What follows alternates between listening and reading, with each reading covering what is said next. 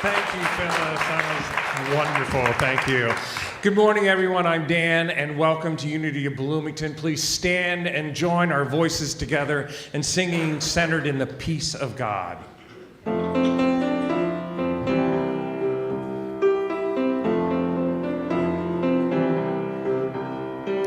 Up and down, spinning round, seems things are changing almost every day. Up and down, spinning round, but I find balance, I find my way, centered in the peace of God, centered in the peace of God. There is clarity, there is wisdom, there is abundant grace, centered in the peace of God, centered in the peace of God. I am standing where love is landing, clear and open for the highest good. I am standing where love is landing, clear and open for the highest good, centered in the peace of God, centered in the peace of God, centered in the peace of God, centered in the peace of God. Now we're going to take a moment and greet each other. So take a few minutes, and when you hear the music, we'll come back together then.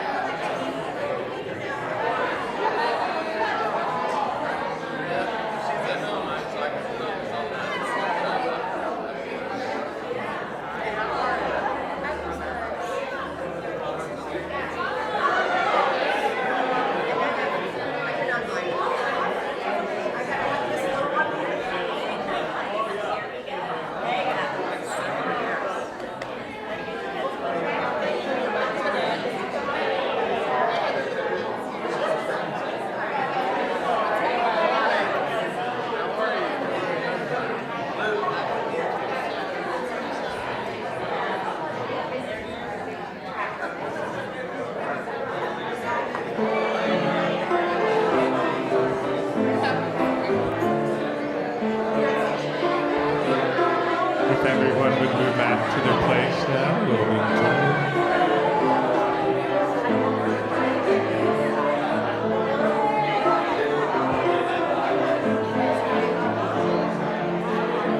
I am divinity in action.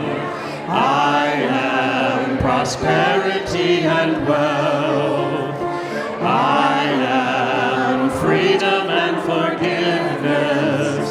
I am the epitome of health. Although I am living a human existence, in truth I'm a being of the spiritual realm. Although I am living a human existence, in truth I'm a being of the spiritual realm. I am a spiral of expansion. I am greater than enough. I am compassionate and trusting. I am strong when it seems tough. Although I am living a human existence, in truth I'm a being of the spiritual realm. Although I am living a human existence, in truth I'm a being of the spiritual realm.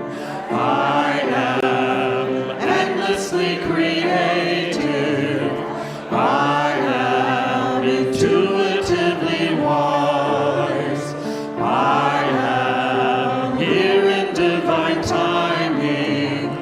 I am the sight beyond my eyes. Although I truth, I'm a being of a spiritual realm. Although I am living a human existence, in truth, I'm a being of a spiritual realm. In truth, I'm a being of a spiritual realm.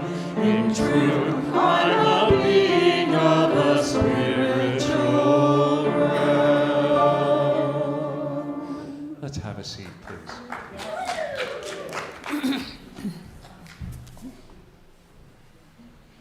Good morning. Welcome to Unity. Welcome to this special hour.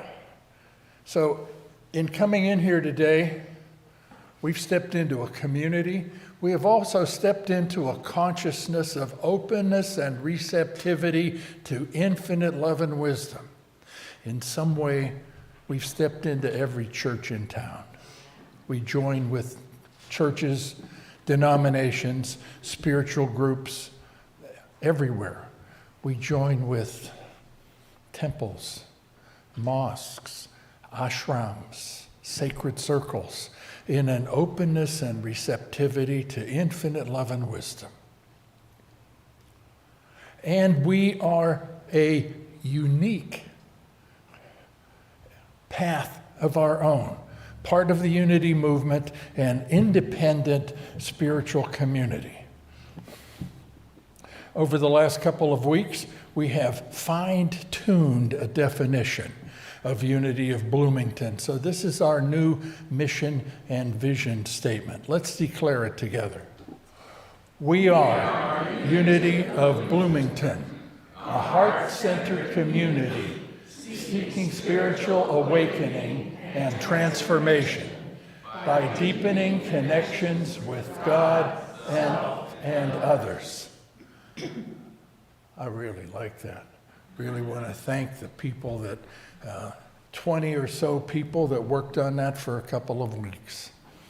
So, I've been introduced to some people that haven't been here for a while. Welcome back. There are some people that haven't been here at all before. Welcome here this morning. On the seat backs, there's a piece of paper that on one side says, "Welcome newcomer." If you want to be on our newsletter or something, you could fill that out, put it in at the offering time. And on the other side, it says first impressions. So it's helpful for us if you let us know what you see when you first get here, because we get used to everything. Okay? So,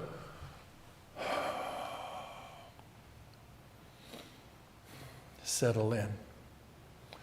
What's next? It's a classic Unity affirmation used over the last 100 years.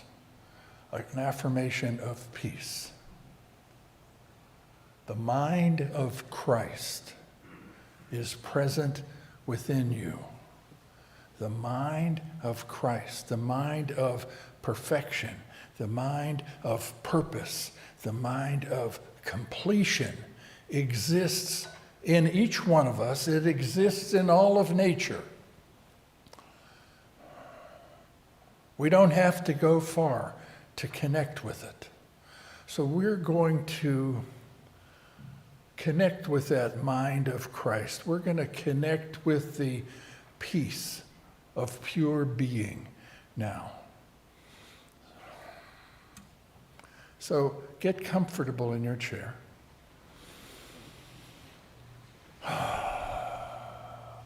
And we can begin this process of deepening our awareness, experiencing a few minutes of meditation by affirming this together.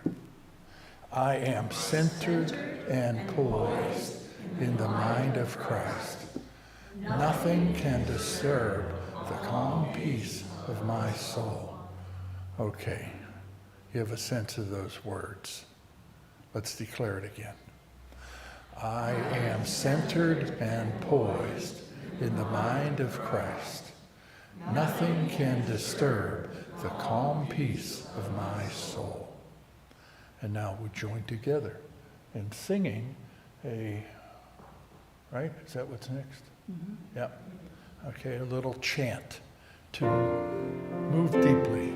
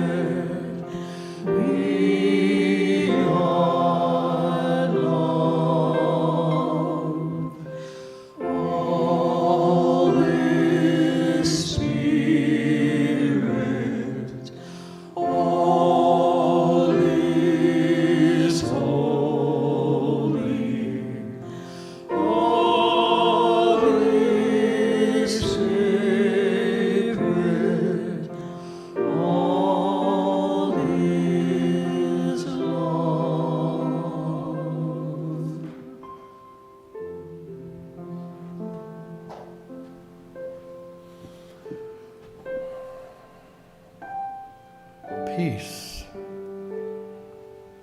Peace is a theme of today's service. Shanti.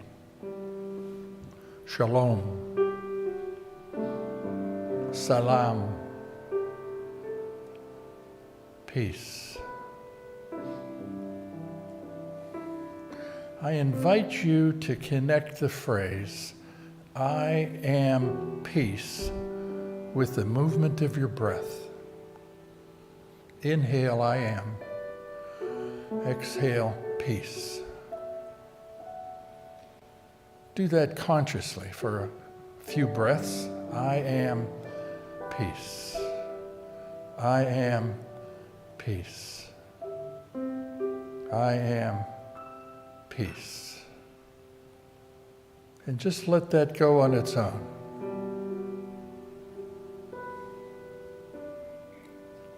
Allow that to be a foundation, a centered, strong place on which your mind can rest. I am peace. I am peace. If you find your mind drifting off, remembering something, anticipating something, I am peace. Let that be the branch on which that fluttering bird of your mind lands and rests. I am peace. I am peace. I am peace.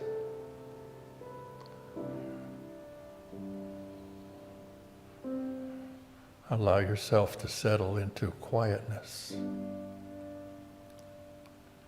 into the silence of spirit. Settle into the calm peace of your soul. Settle into the calm peace of the mind of Christ. Peace. Peace. Peace.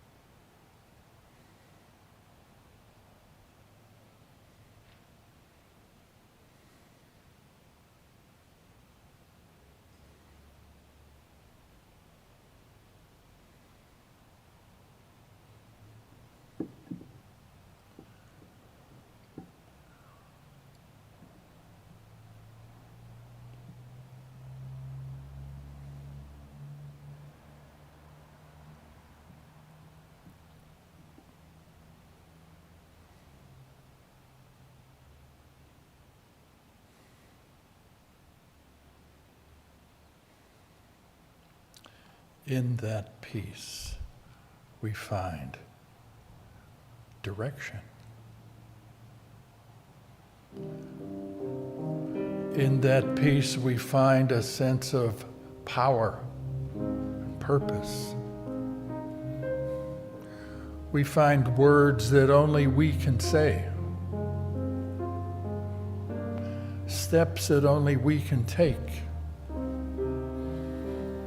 Out of that calm peace of our soul comes the energy to do what is ours to do. And as we live, move, speak, and have our being from that calm peace of our souls, we are blessings to the world. I am the heart, I am the hands, I am the voice of spirit on earth, and who I am, and all I do is a blessing to the world.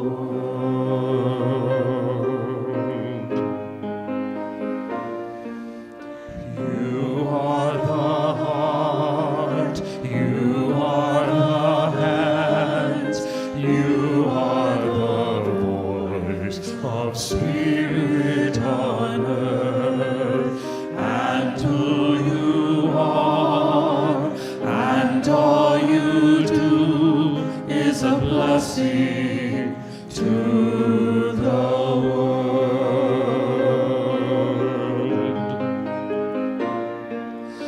We are the heart, we are the hands, we are the voice of spirit on earth, and who we are, and all we do is a blessing to the world. You're a blessing to the world. I'm a blessing to the world. That's the truth. In many ways, in ways we may not recognize, we are each blessings to the world when we live from the unique gifts that we have, when we share them. We're fortunate this morning to be blessed by the unique gifts of someone who's returning to her spiritual home. Dr. Jill Bolte Taylor is a longtime member here, has been on quite a journey, and has come here to share a significant new step in her journey. Her second bestseller will make it, right? Okay, so let's welcome Jill back.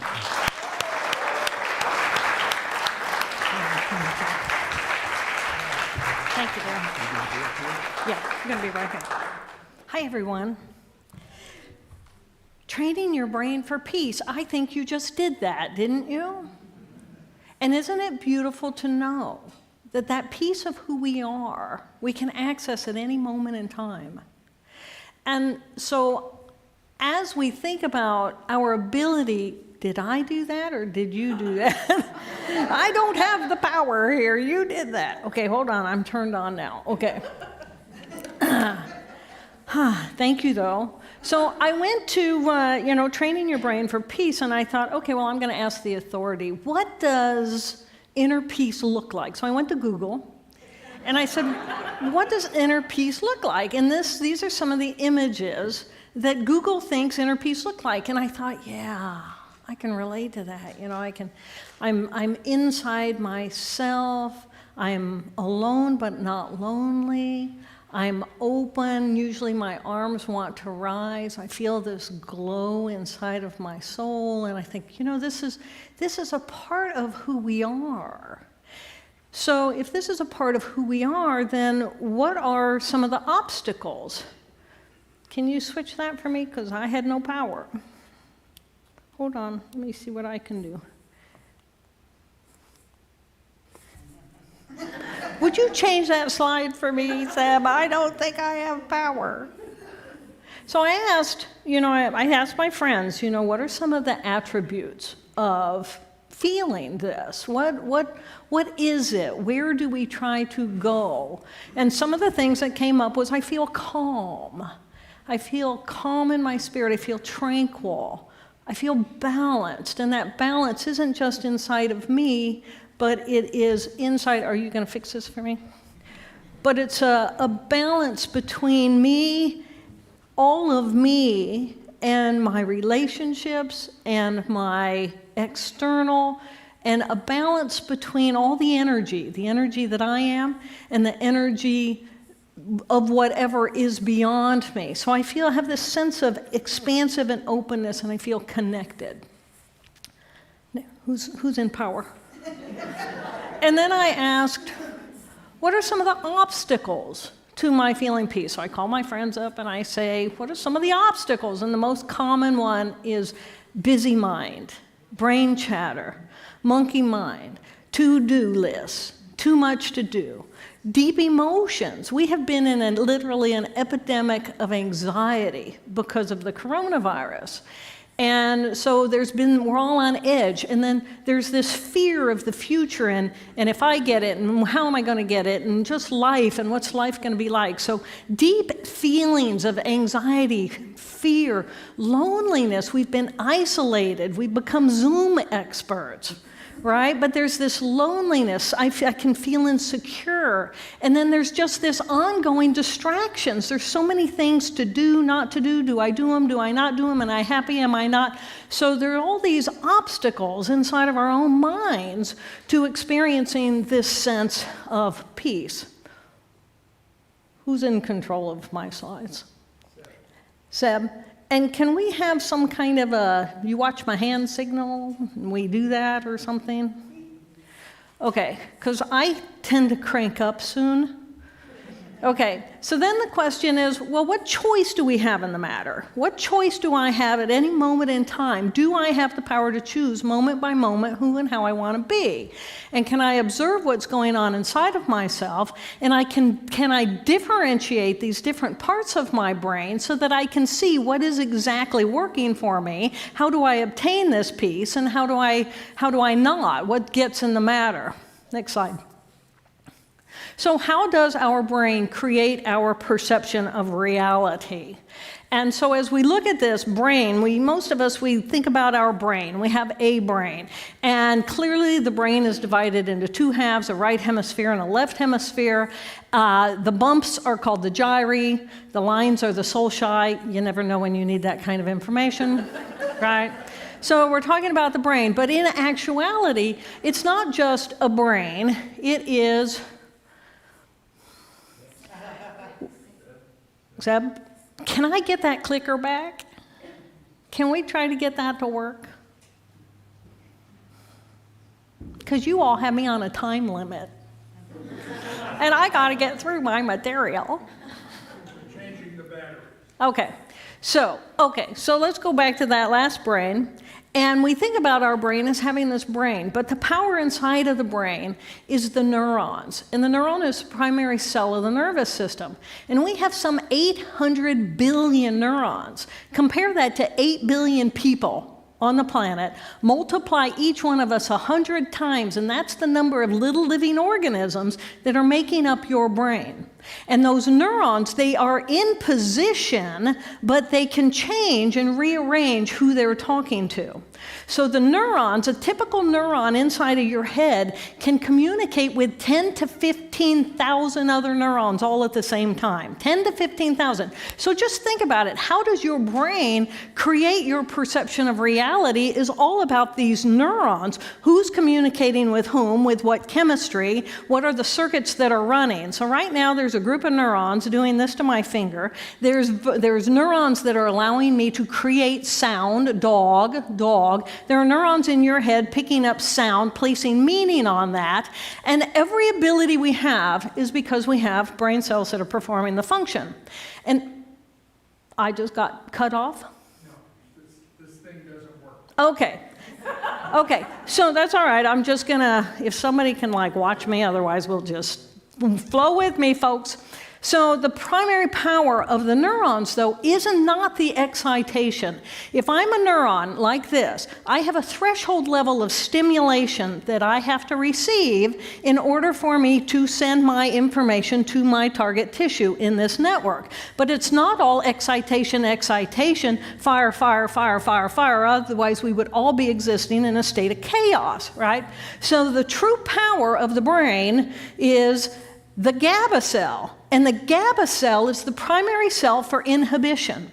And the inhibition in our brain is our power, because it might take us all this stimulation to get up to threshold level to send my tissue on, but it only takes a tiny little bit of inhibition to keep me below that threshold. So if the power inside of the brain is our inhibition, we have the power to inhibit our thoughts, inhibit our emotions, inhibit our behaviors, and we can train our circuits to do these kinds of behaviors. So the power of our brain is in inhibition, and in inhibition comes choice of which circuits do we want to run. Andy? So as we look at this brain then, as we look at from the top and on that side and cut open on the left side, as we look at that brain, then it's clear we have two hemispheres. The right hemisphere is on top there and the left hemisphere on the bottom. And they are communicating with some 300 million axonal fibers so that this group of neurons knows what's going on in the comparable group of neurons in the opposite hemisphere and vice versa. So this way then we have these two very different systems working all the time. And as we think about the right brain gives information, comes in, and it goes to just a few cells. And then it sends it to more cells. And they send it to more cells. And they send it to more cells. And we end up biologically programmed to experience the big picture of information coming in. And then the next hemisphere, next slide please, the left hemisphere does the exact opposite. It takes a lot of information in a lot of cells and goes to fewer cells, and then fewer cells, and then to fewer cells, so that we are automatically constricting our perception, and we're focusing on details, and more details about those details. So we end up with both of these beautiful constructs of ways to perceive the world. In the right hemisphere, we can be the big picture, looking at all of it, and then the left hemisphere allows us to move into those details. So as we think about that then, if these two hemispheres are different, but we also have different layers of tissue. And the primary difference between a reptile and a mammal is that the reptilian brain is essentially our brain stem. So we have this brain stem tissue.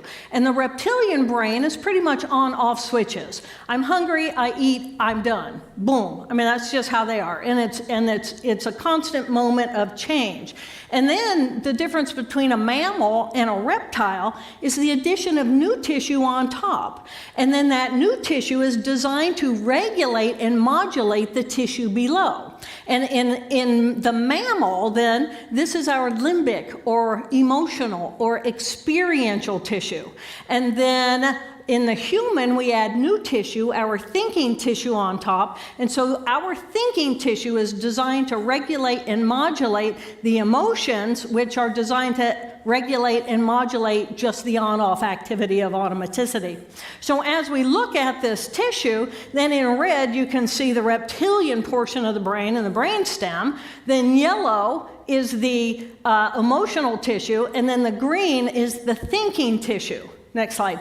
And then the way that information processes is information streams into the brainstem through cranial nerves, except for olfaction, which is smell, and that's another story. But all information comes into the brainstem, and then it goes into the emotional tissue. Next slide, please. And then from there, that passes up into the thinking. But what this means is at a biological level, human beings are feeling creatures who think. We are feeling creatures who think. So our power of experience is because of that emotion, but then we have this higher thinking tissue that we can then use to regulate and modulate what's going on. And one of the interesting things about the emotional tissue in our brain is these cells never mature. They come online when we're born. Thinking cells don't come on for 2 or 3 years in the normal development, but the emotional tissue is online. So as soon as I'm born, I'm having an experience. And the primary difference between what's going on in the right hemisphere emotion is I'm having the experience of the present moment, while in the left hemisphere, I'm having an experience over time. So there are 2 fundamental differences then in how we think about what's going on in the right brain and the left brain. The right hemisphere, it's right here, right now, present moment. And I, the individual, I don't exist in the present moment. In the present moment, I'm simply here having an experience. In order for me, the individual, to exist, I have to have my left hemisphere, which defines, oh, I am an individual. I have cells that define the boundaries of where I begin and where I end. I have cells that give me language. Part of language is I know my name, all the details of my life and my relationship with the external world. So we end up with these 2 very different groups of cells, and we end up with left thinking modules of cells, left emotion module of cells, right emotion module of cells, and right thinking. And they each perform they produce very unique skill sets, resulting in 4 very distinctive personalities.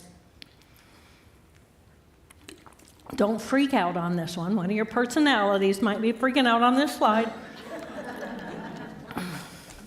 So, as we look at this, we're going to talk about what's going on. What are the skill sets of these 4 different modules of cells? And as I speak these words, I want you to think about the personality profile of them that you exhibit, because this is our neuroanatomy. All of us have these 2 emotional and these 2 thinking. They may not all be very well developed or equally well developed in certain people. So that's the goal, is to actually have balance so that we gain the power to choose moment by moment which of these personalities do we want to exhibit in this moment, okay? So character 2 is what I call that little left emotion. I'm going to do left emotion and then right emotion, because developmentally that's what's happening. I call that character 2 because I have character 1, 2, 3, 4. Character 2, left emotion. These cells, both of these, right and left, is alarm, alarm, alert, alert. Alarm, alarm, alert, alert. I have amygdala in each of them. Information is streaming in through our sensory systems, going straight to the amygdala. Am I safe? That's the job of the amygdala.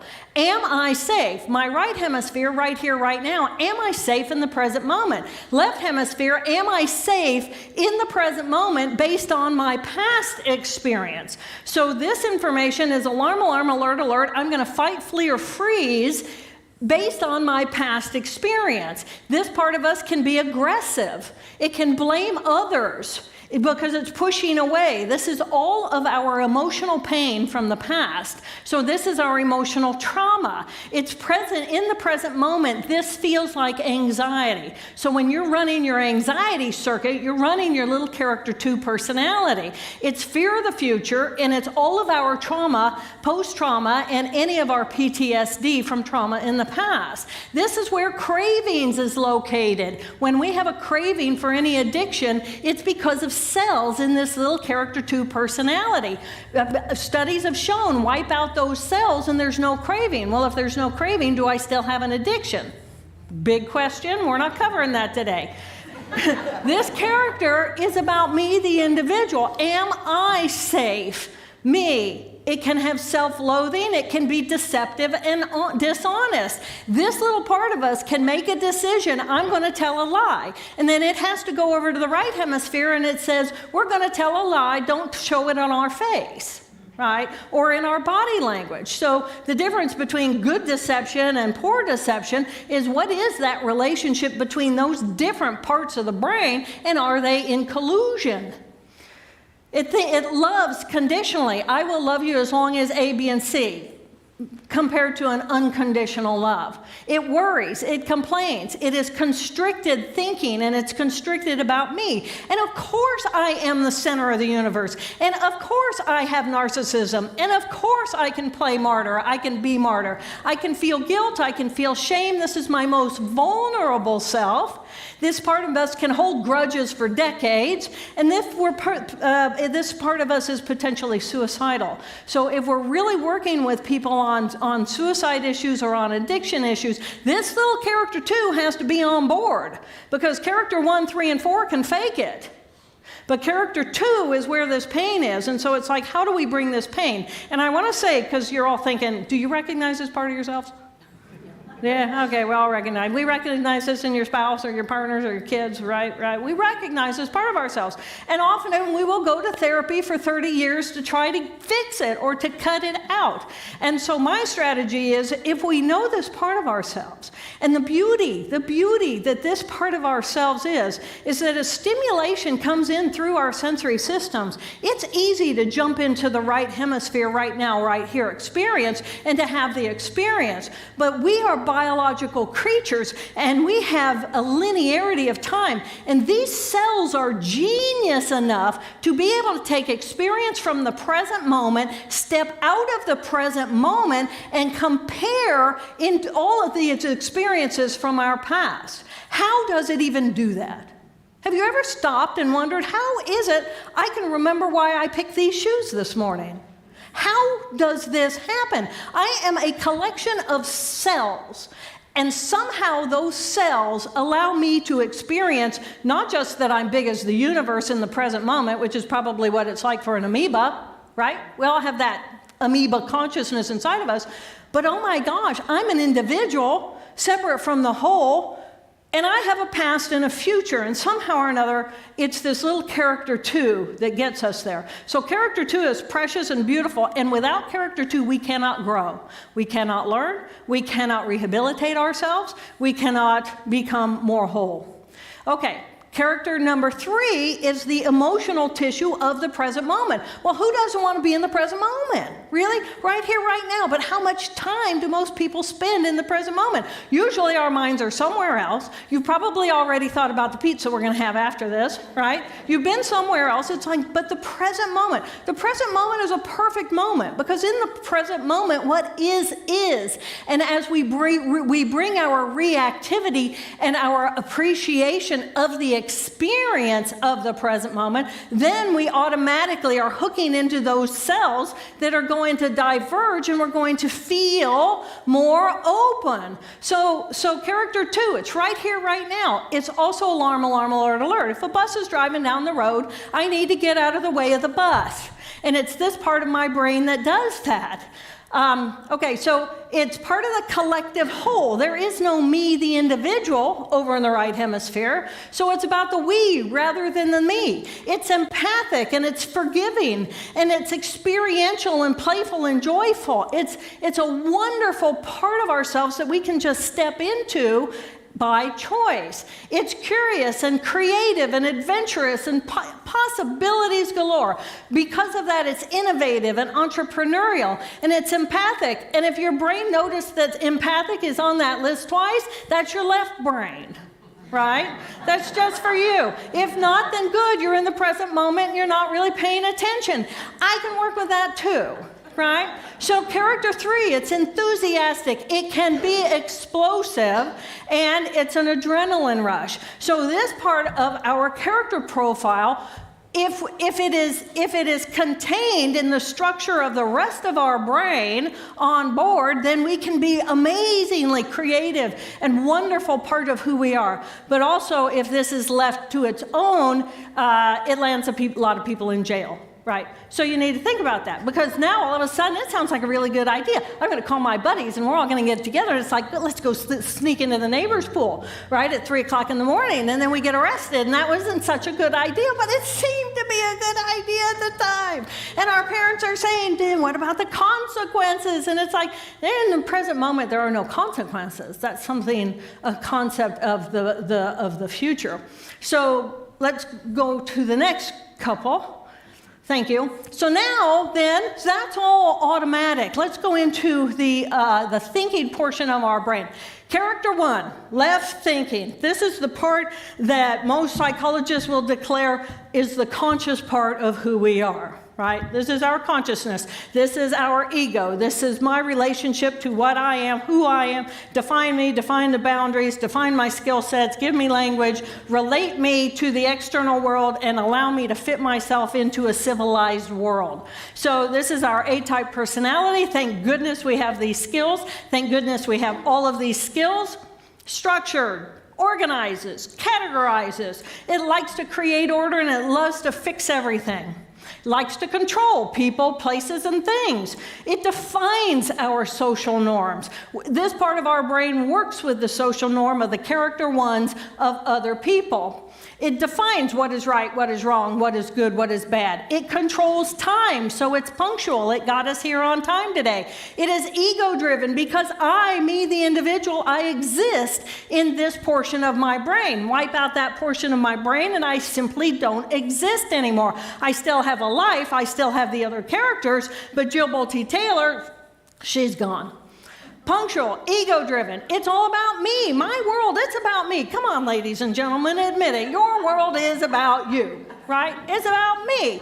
And it's about me containing me and organizing me so that I can prosper in the external world. It needs to be right, and it will fight, fight, fight in order to get the last word. It presents as neat and proper. It plans well over time because it gets time. It has linearity of time. It respects authority because, it's, again, that's a hierarchy that is longitudinal. It critically analyzes. Oh, is this a pink? Is that a red? No, I think this is the pink and that's the red. It's critically analyzing detail. It's protective. It tends to be a perfectionist. It wants everything to look just right. And then it's not very happy the character 2 comes on, or it's critical of the other pieces of ourselves and others if perfectionism is not attained. It's linear, sequential in its thought basis, and as a result, it has language. So character 1, recognize that part of yourselves? It's the boss, right? This is the boss. Character 4 is the right thinking tissue. So think about this. How did this tissue, what's it going to care about? It's in the present moment. And character 3 is the busy, doing, adventurous. Let's go, let's do this, let's do that. Oh, this sounds like fun. Oh, let's put these things together and have a new idea. Oh, but the thinking is just kind of present. And it's just here.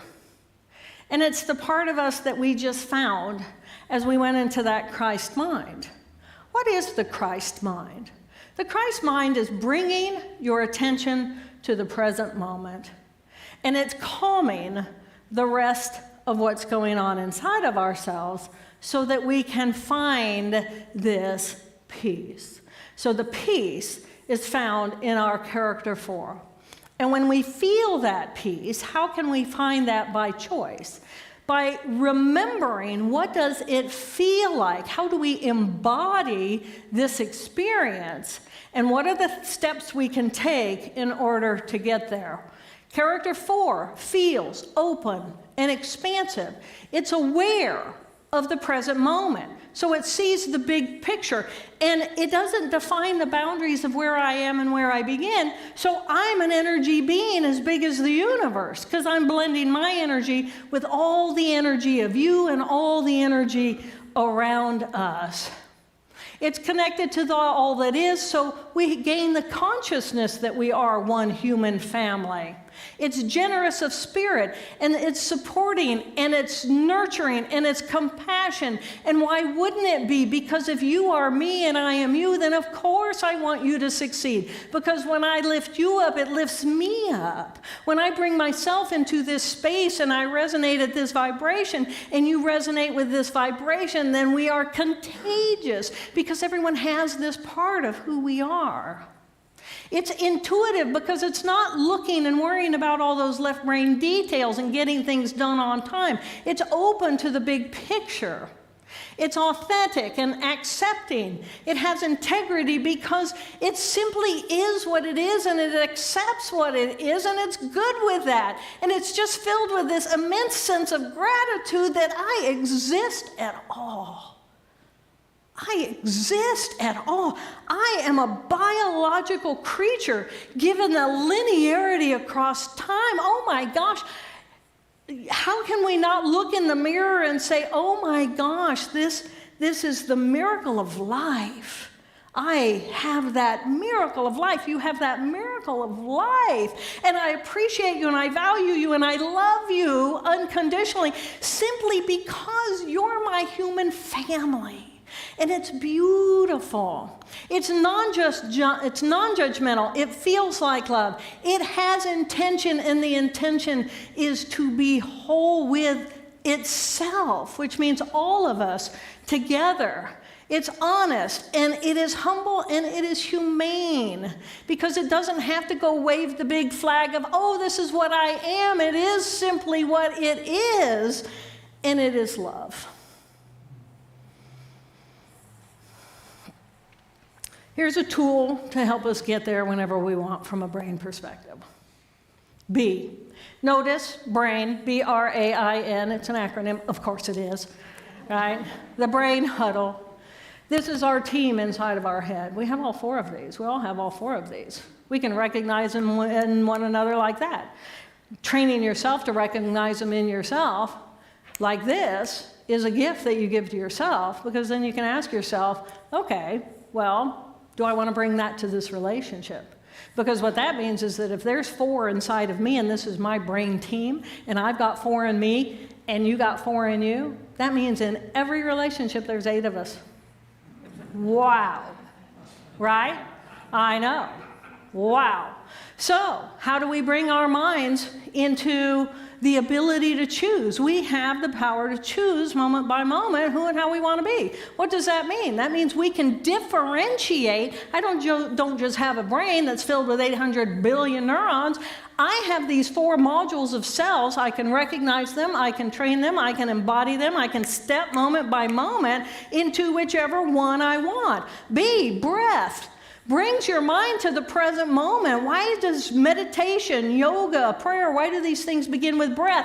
Because it's in the present moment. We begin with it when we're born. We end with it when we die. It's a train running out on the track. We can jump onto that at any time. Breath. Bring your mind to your breath. As soon as you do that, you can bring yourself to the present moment. R stands for recognize. Which of the 4 characters called the huddle? And I encourage people to train yourself to call a huddle 20 times a day. Just kind of whatever. Oh, who am I right now? I think I'm in my character 1. Right? Okay, so character 1. Recognize my character 1 called the huddle. Appreciate, regardless of who called the huddle, there's 4 of us in here. So let's have a check-in, right? So I can be up here. I can say, okay, I call mine Helen. Character 1's Helen. And it's like Helen, and Helen looks over at my character 4 and says, Queen Toad, that's her name. Queen Toad, are you good? And Queen Toad's always good. Right? Queen Toad is always good. The question is, can I feel Queen Toad? Can I bring that part of me onto the team in an instant? And when I can do that, no matter what decisions I'm going to make, they're going to be better decisions. Right? Because now I'm in the best part of who I am, this peaceful, beautiful part of me that remembers the purpose that the energy ball that I am is supposed to do in the world. Queen Toad, are you good? Queen Toad's good. Little character 2, Abby. I call mine Abby, long story. Abby, are you good? Abby's going, I kind of got a toothache, but, and it's like, okay, but other than that, are you kind of good? And Abby's going, yeah, I'm good, I'm fine. So then I can go to Pigpen. That's what I call character 3. Pigpen, are you good? And Pigpen's going, yeah, I'm good. Pigpen's mostly always good, right? But bring them, acknowledge them, feel them. My body changes, my voice changes, my whole energy changes. Feel all of those characters inside of yourself. Appreciate there's 4 of us. I inquire, which one do I want to be next? Well, I have to be Helen for a few more minutes, right? I can't just run out and go swing on the swing, right? Pigpen can't go do that. So it's like, inquire, which one do I want to be? And then N stands for navigate. Navigate your moment, your life moment by moment by moment. This is our power. This is our power. When you have the power to choose who and how you want to be in every moment, in every relationship with yourself or with others, this is your freedom. This is a beautiful awareness of the differentiation of your own brain. These are my 4 characters. Character 1, she's up here. Character 2, well, you know, self-defining. Character 3, she's going to go do something like carve limestone. And character 4, this is my bliss. How do I find my bliss? How do I nurture my bliss? The beauty of neurons is that the more often you run a circuit, the more that stronger that circuit becomes so that it begins to run on automatic. So who are your 4 characters? Get to know who are your 4 characters. Be honest with yourself. You know these parts of yourself. Journal about it. Who is? Give them names. They have identities. Honor them. Give them identification. Allow them. And then what is the relationship like between your 4 characters? If your character 1, which is the go to work, got to get it done, being precise, being a perfectionist, does not like your character 3, I want to go play and make a mess. If your character 1 does not respect your character 3, then your little character 2 is going to come online and say, but we're not very happy because we're not getting playtime. And, you know, little character 2, we can love her and nurture her or him by creating really healthy relationships between the other characters. And then if little character 2 comes online and says, oh my gosh, my friend is sick and I just, my own character 4 can come in and lovingly support my character 2. This is how we self-soothe. When we understand the capacity inside of our own selves, we just become this dynamic, loving, open, very highly productive, because character 1's going to get on the schedule and get her time. Right? But when we're negotiating all of these things, this is the power of who we are to find our own peace. So what are the obstacles of peace? As we go back and we look at what they are, character 1, mental busyness, brain chatter, monkey mind, gotta do, perfectionism. Character 1 is like a vis-a-vis laid on top of our peace. The peace is always there. It's like the blue sky that's always there. But if I'm going to my to-do list, I'm not over there, I'm over here. Just own it. Enjoy it. Celebrate that you're capable of it. Fear, anxiety,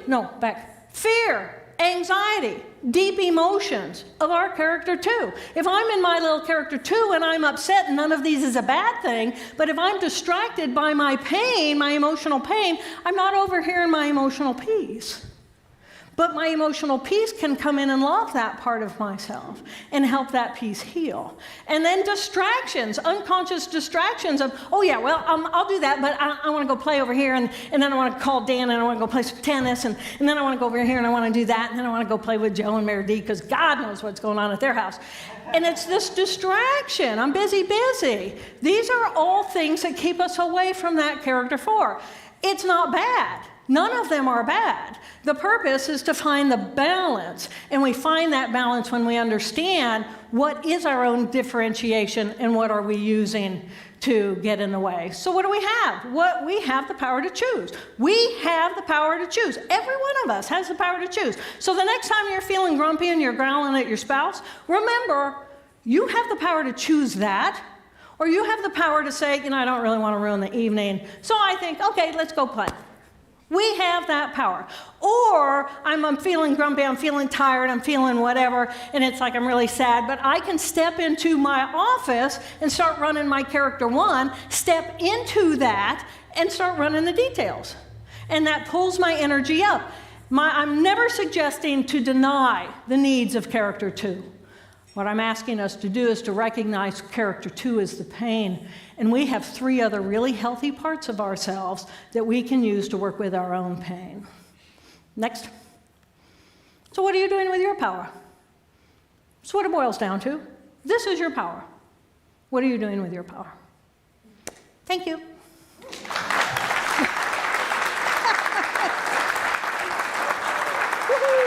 you.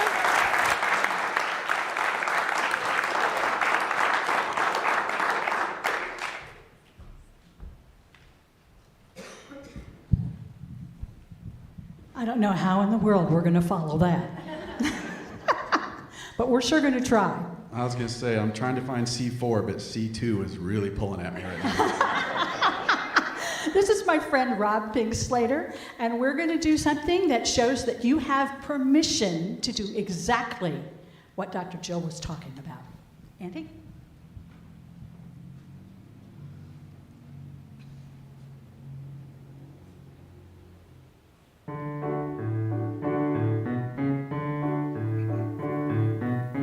I have permission from the highest authority to do anything that I could ever desire. I have permission, a strongly knitted, oh my gosh, C4, C2, C3.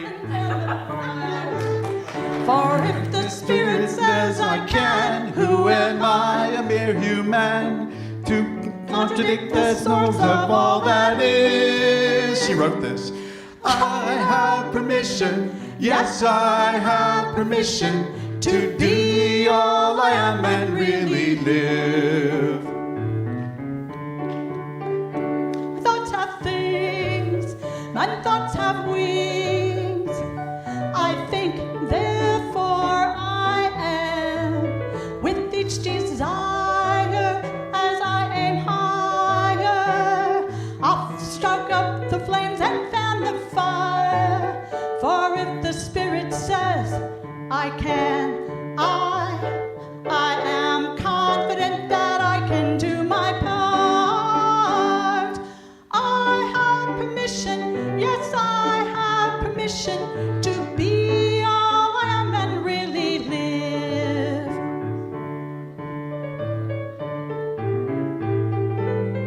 My thoughts are things, I have permission and from thoughts have the wings. highest authority My to think, do all the things that I could ever desire. If then I have permission, a strongly to stoke up the flames and start the fire. For if the Spirit says I can, I am confident that I can do my part. I have permission, yes, I have permission to be all I am and really live. Let's bring it home. My thoughts are things, I have permission and from thoughts have the wings. highest authority I to think do anything that I could ever desire. And each desire I have permission, as I a aim strongly planned higher. mission I'll to stoke up the flames and fan the fire. For if the Spirit as says I can. I am am confident confident that I can do my part.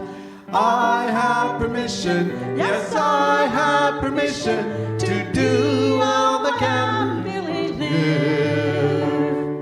I have permission, yes, I have permission to be all I am, be all I am, to be all I am and really live.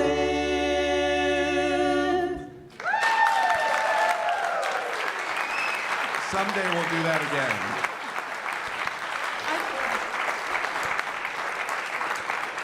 I'd like to know where the memory part is in 1, 2, 3, or 4. I need that one. For those of you who were here early, you got to hear it all really well.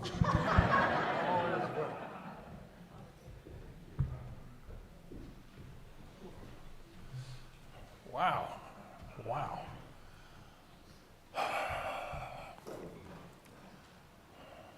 You know, some people complain about going to a community like this on Sunday morning because they say you're always asking for money.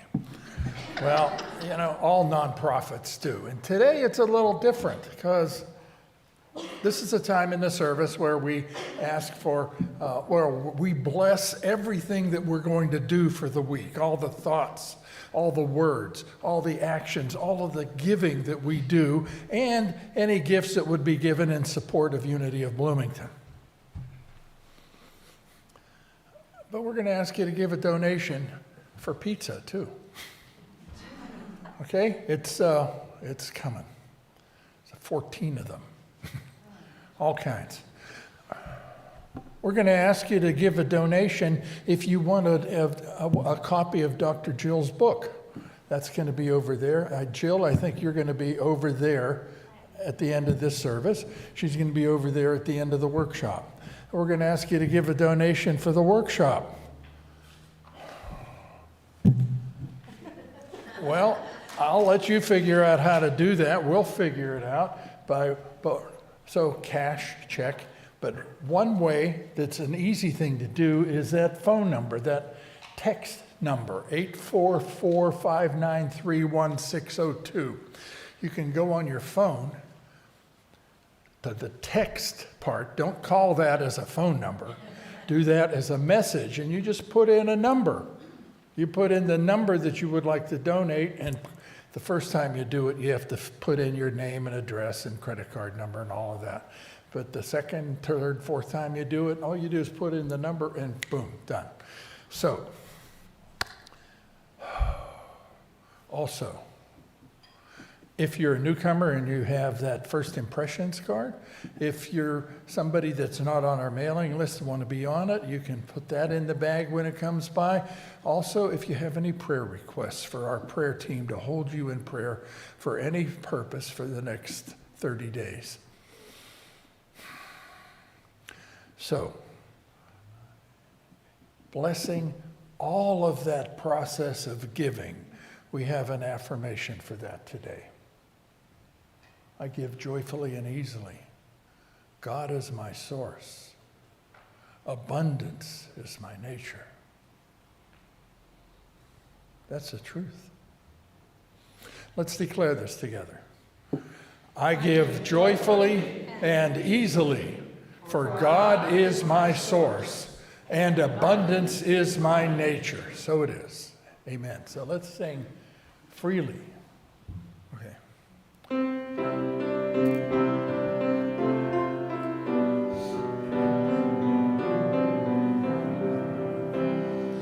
Freely, freely I have received, freely, freely I give. Joe.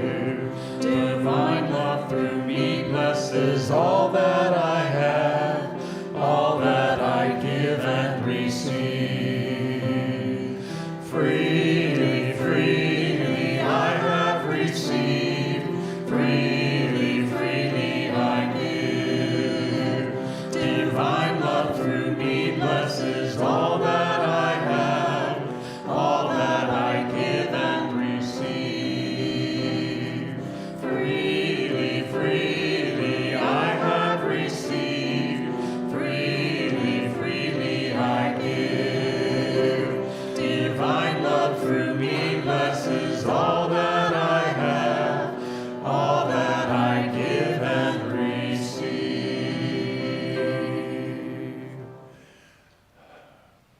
Thank you for your support of Unity of Bloomington. I dedicate your gifts to do the work of infinite love and wisdom, connecting us deeply with each other, with ourselves, and with the divine. So it is. We have a number of announcements. What do we have here? Workshop today. We have a printed packet to hand out today, so you don't worry about missing some notes that were on the screen. Okay, you'll have it all there. If you can't stay for the workshop and want a book, Dr. Jill will be over there. We have, Unity churches are a little bit unique in whenever it comes to snacks. Most churches, they just have snacks. We have to have vegan, vegetarian, gluten-free, and regular. So we've got those 4 kinds of pizza over there. They're labeled. So 3 different tables there.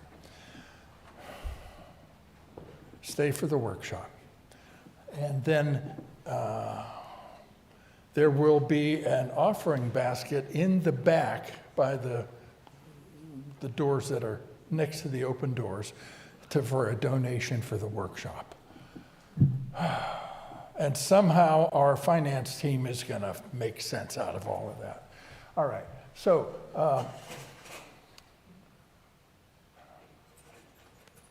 Lenten study program.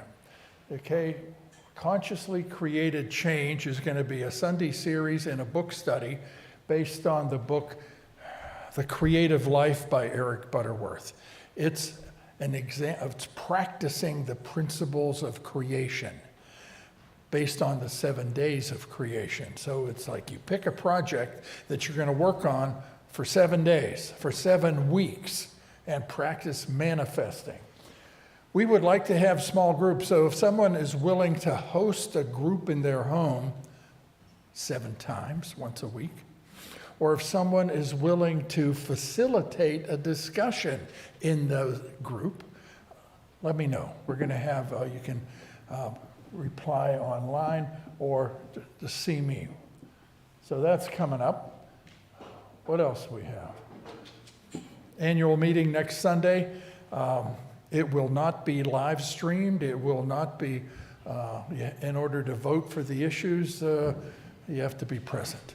We're working out the details of how to make that participation electronic, but it's not going to work this year. Yeah, must be present to win. Okay? Is that it? All right. We're going to close by declaring the words of the prayer for protection, and then we're going to sing, "Let There Be Peace on Earth." Okay? And as we say these words, I want you to think about the word us. Who are we saying this to? For whom are we saying this? Us, in the largest possible sense. So let's stand up, because we want to say this with a sense of conviction, with a sense of power, connected with the earth here in this community, radiating out the truth of these words together. The light of God surrounds us. The love of God enfolds us. The power of God protects us. The presence of God watches over us. Wherever we are, God is, and all is well. Join hands and sing, "Let There Be Peace on Earth."